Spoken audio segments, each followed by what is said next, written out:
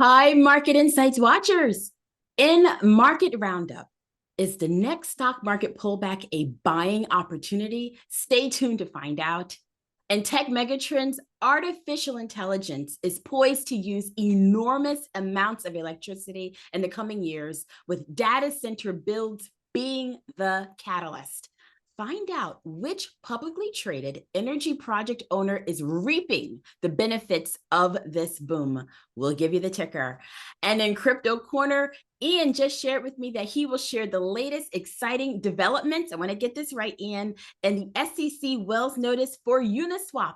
And guess what? You're in for a treat. Ian will be sharing a tutorial on his screen about Uniswap. So stay tuned for that.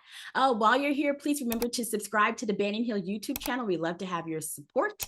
So let's get started.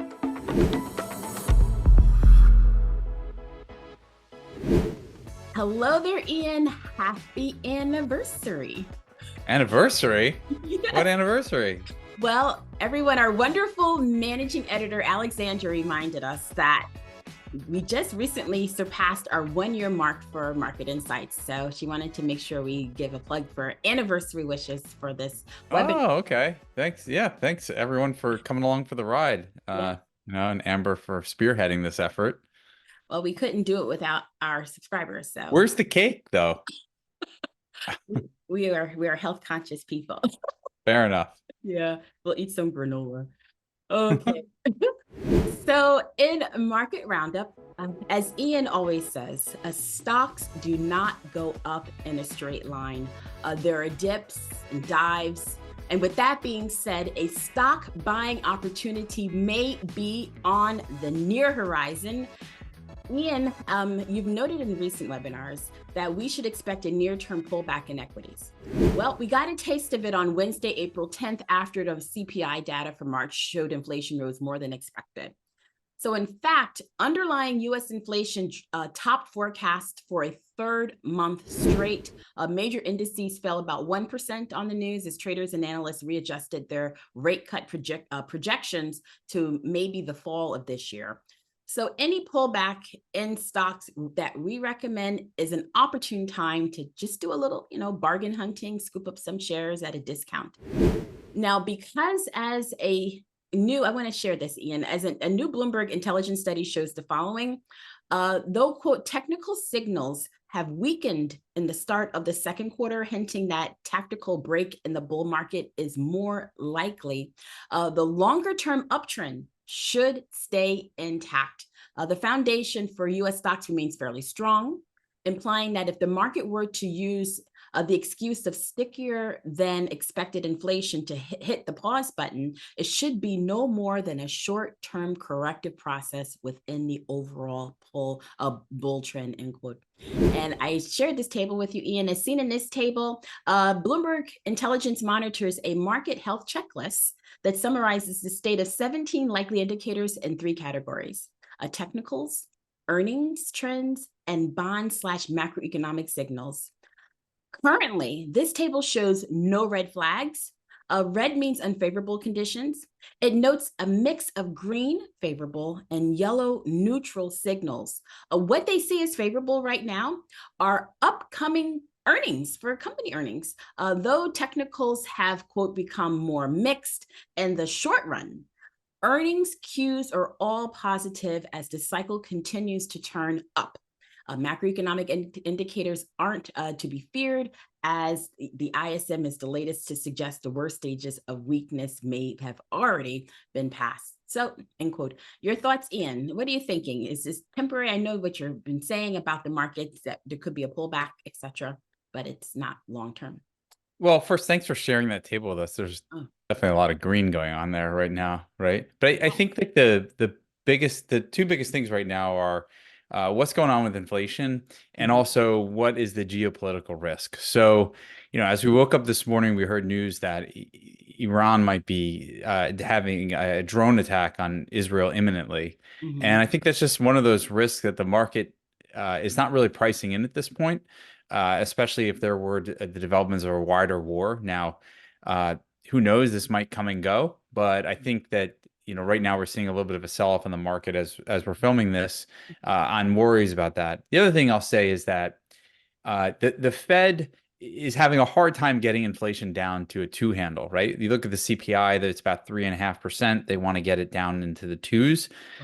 One of the reasons, and I read JP Morgan was talking about this yesterday, Amber, which I just find so fascinating, is that they actually might have to cut rates to slow inflation. I mean, that sounds so counterintuitive, right? But the problem is right now, a lot of the inflation is coming from the interest rate that we're paying on things that we buy. So, you have higher inflation in the housing market because mortgage rates are at 7%. So in 2020, the median mortgage payment was something around $1,900, and now it's about $2,800. So you've had inflation in the housing market for new home buyers because mortgage rates have come up.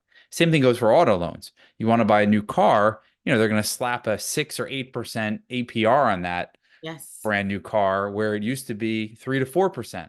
Okay. And this also goes for credit card debt as well.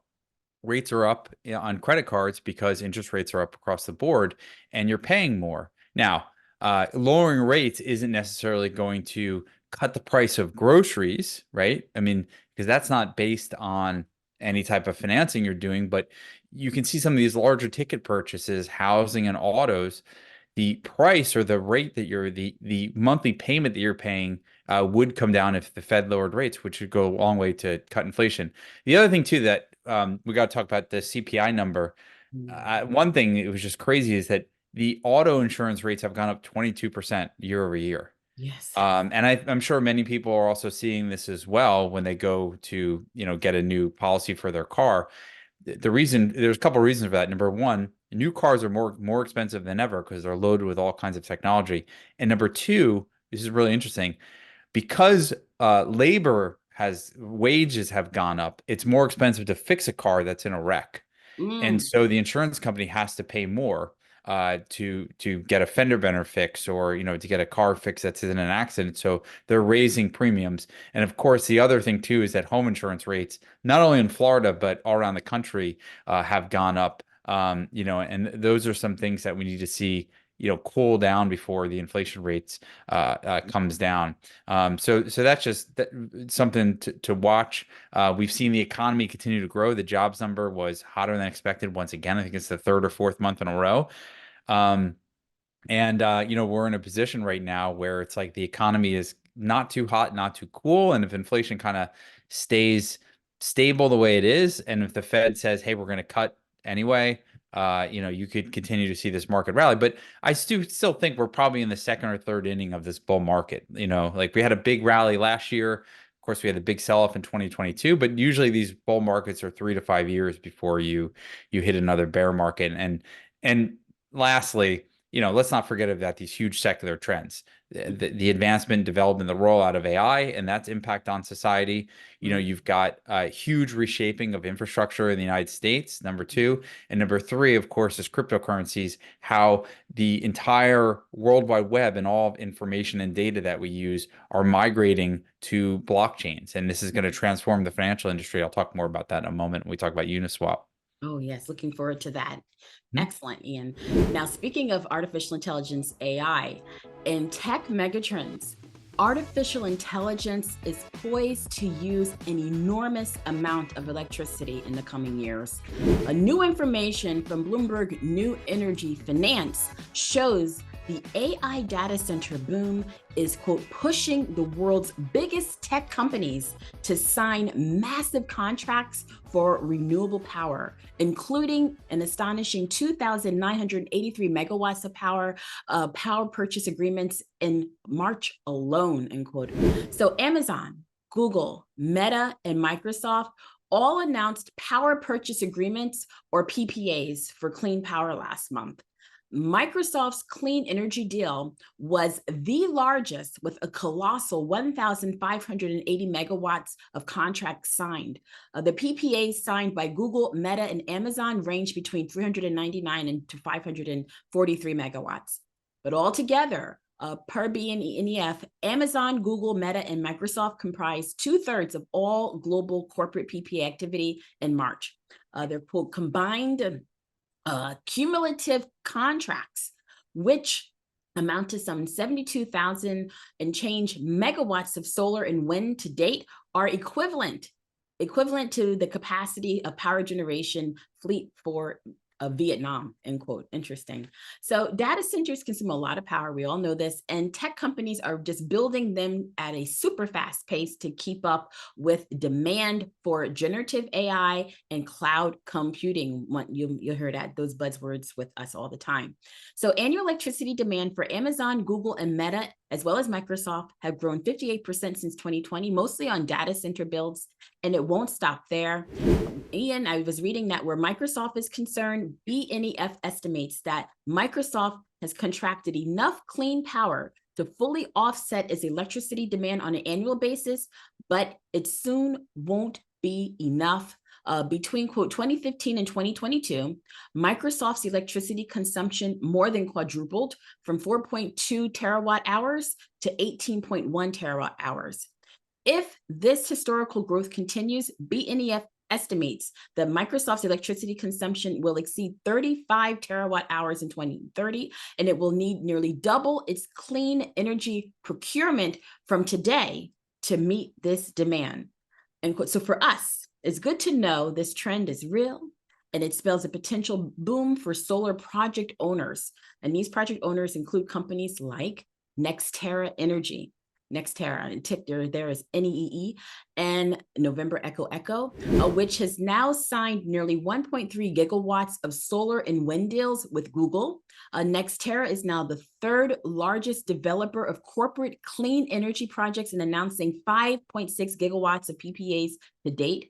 Now, closer to home, Ian, you were on this call with us. We had a recent team call, and our publisher, he shared that a new data center is being built right in his hometown there in North Florida. So this is definitely a trend that is happening right now, and one that could be invested in for future growth. Yeah, and they're also building a big solar installation in the middle of the Everglades. Oh, yes, Ian. Can you imagine?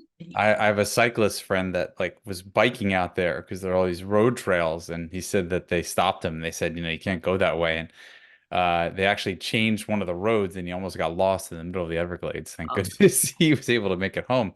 But it's the one thing about the solar market that's really interesting, where residential solar isn't doing so great because of interest rates being high, right? You used to buy a solar installation for your house and finance it at 3% over 20, 30 years. Now that rate's, 7% over 20, 30 years. But the commercial market for solar, the companies that make solar panels for NextEra Energy has really done well because those panels are getting more efficient every year and they're getting cheaper. So, it makes more sense for more companies. And also at the same time, you got demand for electricity that continues to scale up. And I think the number is something like 25% of electricity is going to be consumed by AI by the year 2030. That's just unfathomable right now. Unbelievable. And that's what's going to happen. Technology and electricity working together. Major consumption. Okay, Ian, what's happening in crypto? So, yeah, the SEC sued Uniswap this week. And basically they said that, Uniswap was operating as a securities exchange, and they sent them a Wells notice, which meant that enforcement action is coming. Uniswap, for those of you who don't know, it's a platform that's built on top of Ethereum. And what it does is it allows you to be a market maker yourself. It creates what's called a decentralized exchange, where if you have two digital assets, you can swap them for one another. And I just want to share my screen with everyone just to give you a little better understanding of what Uniswap does. So this is essentially the main page of the protocol. And it allows you to just take any cryptocurrency. So you can take it, let's say we wanted to start with Ethereum right here. It's already in the thing, and then select token, and let's say we wanted to swap Ethereum for, let's say, USDC, which is US dollar token. If you connect your wallet, it will show you how much Ethereum you have, and it'll tell you, the market rate for USDC. Now, what's really fascinating about this and why this is so different from traditional exchanges is there's a little thing here called pool. And what this does is it allows anyone who owns those two assets to provide liquidity and get paid for it. So think about this. In the traditional world, if you wanted to be a market maker on the New York Stock Exchange, you can't unless you work for a big major bank or you spend the money to, let's say, buy a seat on one of those exchanges. Mm-hmm. In the decentralized finance world, as long as you own those assets, you can make money off the trading them. And this is why this is such a big thing for finance, because it allows everyone to become a market maker. It allows everyone to become a bank, and it unlocks the value in your assets that might just be sitting there. You buy Tesla stock or Apple stock, and it just sits there at, Bank of America or Merrill Lynch. It does nothing unless, you may be earning a dividend. But Mm-hmm. imagine having like a smart asset that can actually make you money if you know where to put it. So, for instance, here are the pools on Uniswap. And Uniswap there are many decentralized exchanges. Uniswap was the first. It's sort of the granddaddy of decentralized exchanges. Just to show you how this works, if you have this Ethereum versus USDC position, let's say you take $1,000 of Ethereum and $1,000 of USDC, and you deposit it both on a smart contract. And people can come and they can sell you USDC, so you'll get more USDC, and they will buy your Ethereum from you, so you'll have less Ethereum. And every time they do that, in this pool, they pay you 0.05%. Now, that might not seem like a lot, but over time, let's say every single day this trades, in 20 days, you get 1%, right? In 200 days, you're talking 10%. And that's a significant amount of money or interest on some assets that you don't care whether or not you own more of one or than the other. And there's some other pools here that actually pay a lot more. So the Ethereum versus USDT, which is another stable coin, pays 0.3%. So every time somebody trades in that pool, they pay depositors in that pool 3%. And you can see right now, there's total value locked in some of these is 328 million, 204 million. This is a significant amount of money that is locked, and they've traded $2.8 billion over the last 7 days. So Mm-hmm. in 7 days, this is almost $3 billion. Let's say 1% of $3 billion is 30 million. So this has paid almost, let's say, $12 million to people who deposited in this pool in the last 7 days in fees, because I'm taking 0.05% times 2.8 billion. I did that rough math in my head, by the way, Amber. So I'm Very not, it's roughly that number. okay. So this is a amount of money that's unlocking for people who own these assets. And, that's why decentralized finance is so exciting, because it cuts the bank out of being the middleman and democratizes all finance. And eventually it's going to help people who own the assets and people who want to trade the assets, because the fees will come down to a level that's much less than what the bank charges you, because it's a much more efficient market when there's more players, right? Mm-hmm. Markets are more efficient if there's a unlimited number of participants. These closed markets that are kind of like an oligopoly, they're not as efficient.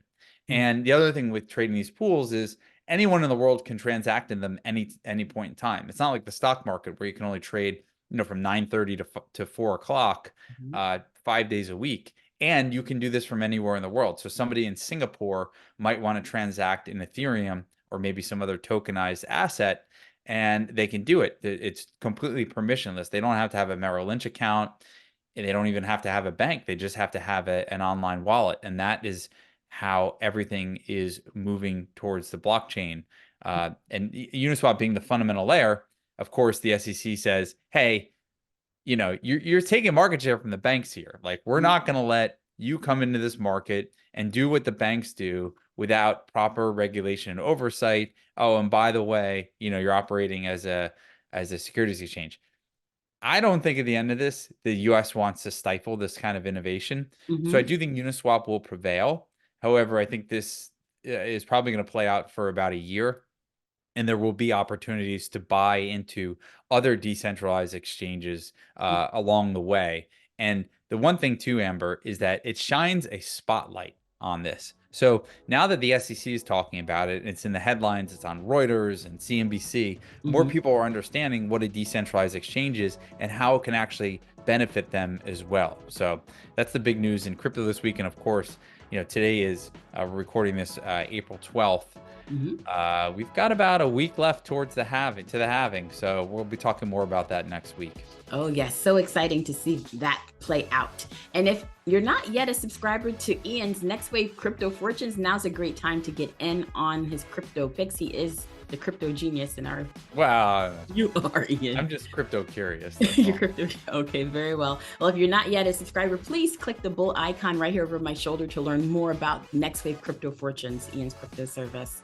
Well, that's it for this week, everyone.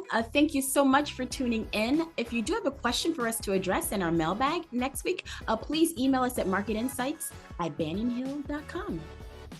Thanks, Amber. Thanks, everyone, for tuning in. Talk to you next week. Next week. Bye.